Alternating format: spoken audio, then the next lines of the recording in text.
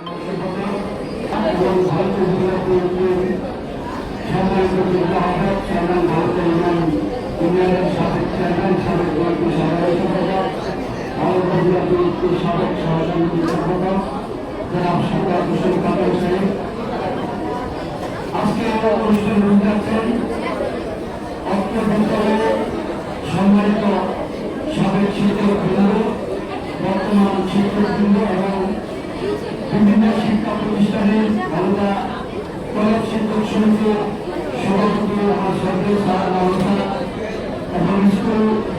মাধ্যমিক শিক্ষক মাদ্রাসা সকল স্তরের নেতৃবৃন্দ আমার সামনে অন্তর্ভুক্ত আজকে ভারতীয় লেখাপড়া হোক না কলেজ তো পরের কথা যে স্কুলটি যে সমাধান করেছে এটা ওপরে চিন্তা করা যায় না এই স্কুলে তখন চিন্তা করাটা তোলা স্বাস্থ্য করাটা তোলা সময়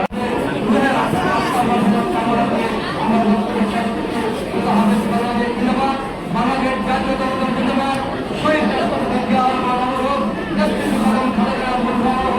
আগামী দিনের রাষ্ট্রীয় দেশ দ্বারা প্রধানমন্ত্রী তারেক রহমান জিন্দাবাদ ভারতের দেশ ভারতের প্রতিষ্ঠানকে অঙ্গীকার ব্যক্ত করে